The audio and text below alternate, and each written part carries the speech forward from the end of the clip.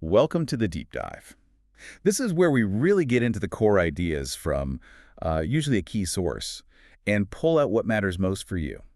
And today we're looking at insights from Maurice. He's a real expert in hospitality, particularly food and beverage. Yeah, and his advice is aimed squarely at, hotel and restaurant owners. Definitely. And Maurice really drills down on something fundamental, the customer experience. He argues it's not just like a nice to have. No, he says it's the absolute core ingredient for success. Everything else builds on that. Right. And he kicks off with this really interesting stat, doesn't he, about word of mouth? He does. Says something like 70% of your happy customers.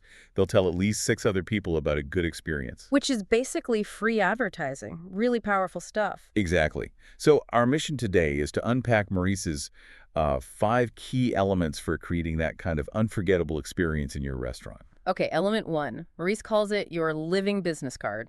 It's all about that first impression. Yep, that initial contact.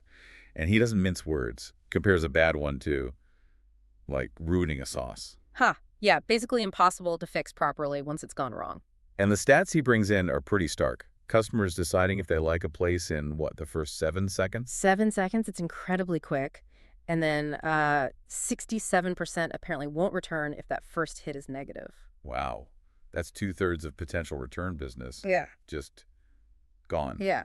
And Maurice really emphasizes the exterior, too. Like, what story is your building telling before they even walk in? Is it inviting? Does it match what's inside? That kind of thing. Exactly. So practical tips. What does he suggest? Well, for the welcome team, it's about genuine warmth. He actually suggests, role-playing. Role-playing, okay. Yeah, to practice that sincere smile and greeting. Sounds simple, but makes a difference. It really does, that human touch.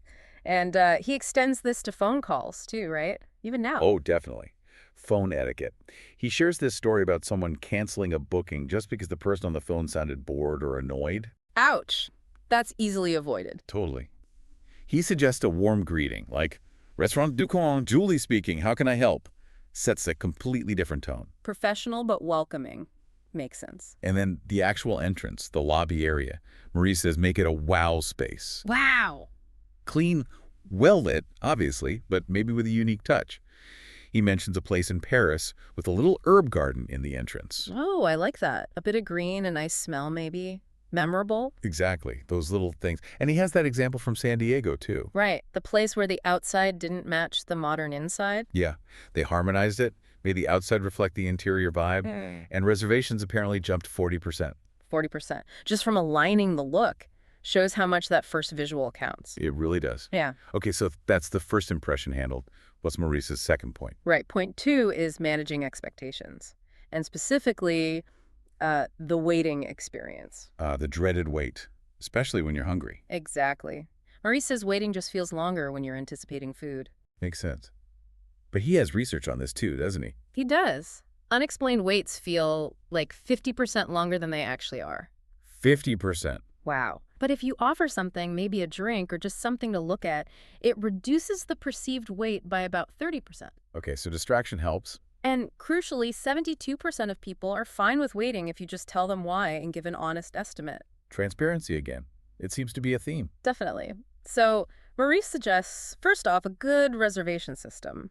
Modern apps with SMS confirmations help a lot. Keeps everyone informed, avoids confusion. Smart. And if there is a delay, be upfront. Don't just say, it won't be long. Right, because that means nothing. Give a real estimate, like about 20 minutes. Exactly. Manage the expectation. But Maurice goes further, saying make the wait itself pleasant. How so? Well, he mentions the Pacific Cafe giving out wine to waiting guests. Nice touch. Or a family place with, like, food-themed riddles for kids. It shows you value their time even before they sit down. That's clever. Turning a negative into an engagement point. Yeah. And he shares that story about the chef, remember, coming out personally. Oh, yeah, with an amuse-bouche and an apology for the delay. Exactly. Turn frustration into, like, feeling special and curious. Powerful stuff. Okay, so manage waits actively and transparently. Got it.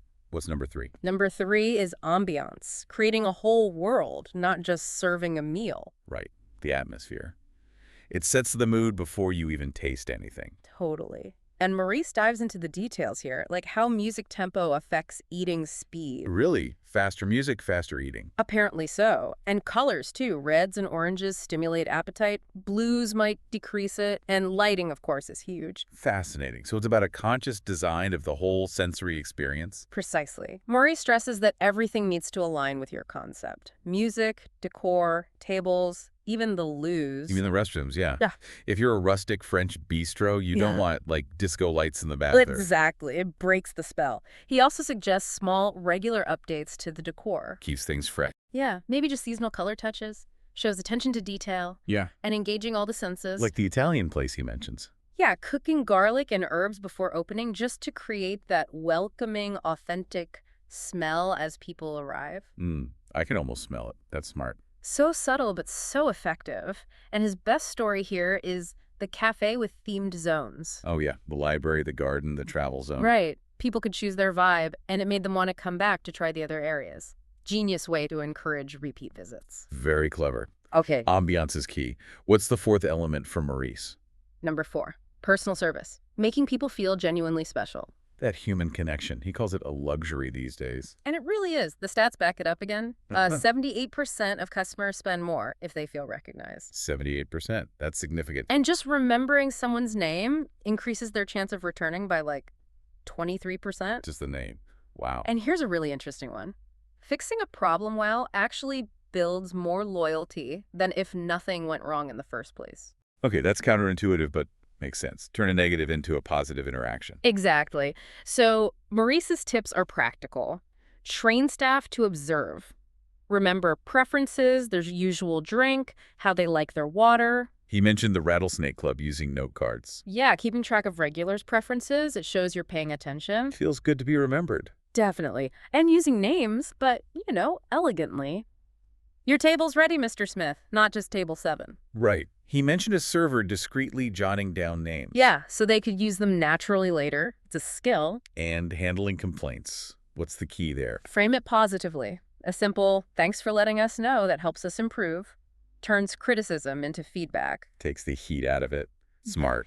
And that example of the family place keeping allergy records. Oh, that was great. The server remembering the gluten-free need on a return visit. Yes. And mentioning a new dish that would work. That's gold standard service. That builds real loyalty. Absolutely unforgettable. Okay, one more element. What's number 5? The 5th one is clear policies. Sounds a bit dry, maybe, but Maurice says it's the hidden structure of success. Right. Rules that everyone understands prevent confusion and frustration. Exactly. Unclear or surprise rules. That's where problems start. He notes something like 45% of negative reviews mention unpleasant surprises about policies. 45%. So nearly half of complaints relate to rules they didn't expect. Seems so. But he also says customers generally accept rules if they're explained clearly and, importantly, with a smile. And consistency is vital too, right? Crucial. Apply them fairly. So how do you make policies clear? Be upfront. Put them on your website, social media, booking confirmations, things like cancellation rules, reservation details, dress code if you have one. No surprises on arrival. Exactly. And train staff not just to state the rule, but explain the why. Like our reservation policy helps us manage the flow so we can serve everyone better. Precisely. Give the rationale. It helps people understand it's not just arbitrary. Makes sense. But what about exceptions? Should you ever bend the rules? Marie says yes sometimes. Be consistent, but be human. Allow for occasional exceptions in special situations. Use judgment. He had that contrast, didn't he? 2 places with a no modifications rule. Yeah.